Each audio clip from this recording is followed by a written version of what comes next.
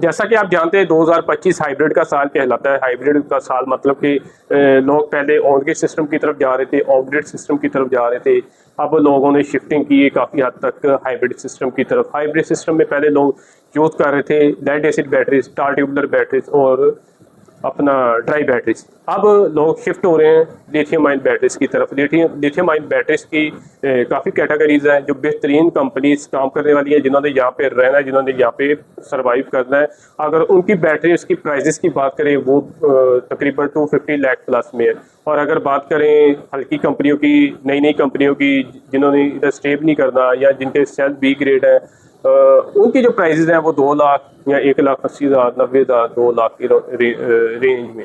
तो अब इसमें आपने किस चीज़ की पहचान कर ली? इस पहचान कर दी कि आप कोशिश करें जो अच्छे ब्रांड्स हैं उनकी बैटरीज एक कल को वो क्लेम भी कर सकें। और अगर वो आपको कहता है इसके जो लाइफ साइकिल की बात करता है, अगर लाइफ साइकिल कहता है कि इसके लाइफ साइकिल 4500 से लेके 5,000 या 6,000 के दरमियान है, फिर आप उस पर ट्रस्ट कर सकते हैं। अगर वो कहता है कि नहीं इसके लाइफ साइकिल ज़्यादा है तो फिर नहीं ट्रस्ट करने के काबिल। अगर बात करें उसके सेल्स की बात करें, सेल्स कौन से, अगर वो कहता है लाइफ PO4 सेल्स हैं तो फिर उस पर आप ट्रस्ट कर सकते हैं। अगर वो बैटरी लेते हैं आप लिथियम आयन बैटरी और उसके ऊपर लिखा हो ली आयन सेल यानी कि LiION लिखा हो, वो समझिए वो लाइफ PO4 सेल नहीं है, वो ली आयन सेल्स है।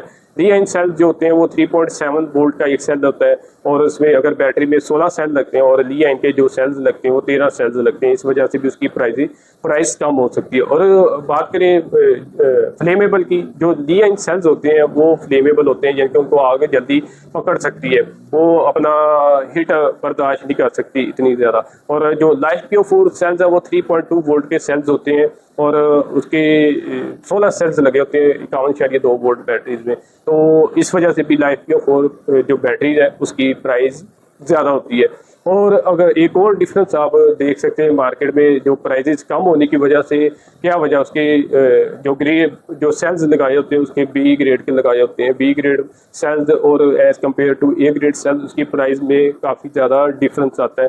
अब इसकी छोटी सी कैलकुलेशन कर सकते हैं आप। अगर आप खुद इंपोर्ट करते हैं सेल, उसकी बॉडी वगैरह बनाते हैं, BMS लगाते हैं, चाहे वो JK का लगा लें, डेली का लगा लें, किसी भी ब्रांड का लगा लें, तो आपको जो कॉस्ट, जो घर में आपको कॉस्ट आएगी बैटरी बनाने की 51.2 वोल्ट की अच्छी तरह उसके बस बार लगाने के बाद और 25 mm की केबल यूज़ करने के बाद उसके सेल्स की IR इंटरनल रेजिस्टेंस चेक करने के बाद हर चीज़ें कि आपको जो बेहतरीन क्वालिटी में मिलेगी वो आपकी जो अपनी घर में कॉस्ट बनेगी वो 2,30,40 हज़ार रुपये पड़ेगी। इसका मतलब कि अगर बल्क में भी आप उठाते तो 2,10,15,20 हज़ार की या कि 2,10,15,000 की आपको पड़ेगी अगर बल्क में भी उठाते। इसका क्या मतलब कि एक कंपनी आपकी प्रोडक्शन दे रही है 2,10,15,000 में, वो आपको कैसे 2 लाख में बैटरी दे सकती है? अगर वो आपको 2 लाख में बैटरी दे रहे हैं या तो बैटरी में की फाल्ट है, बंदे में फाल्ट है।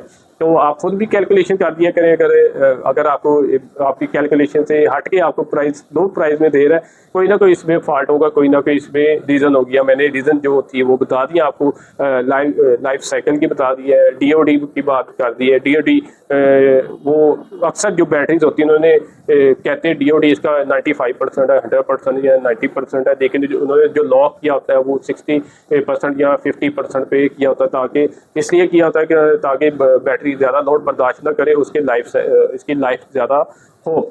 DOD जो बैटरीज होती है उसका 60 to 80% DOD होता है। इसके भी अदर फीचर्स होते हैं। अगर 60% DOD रखते हैं तो फिर लाइफ साइकिल कितने बनते हैं, अगर 80% रखते हैं DOD तो उसके फिर लाइफ साइकिल कितने बनते हैं। तो ये चीज़ें आपने देखनी है उसकी। और दूसरा आपने टेम्परेचर, अगर आपका बैटरी का टेम्परेचर जहाँ पे आपने बैटरी रखी है लिथियम आयन बैटरी, मैं लाइफ PO4 बैटरीज की बात कर रहा हूँ, DI को तो हम रिकमेंड ही नहीं करते।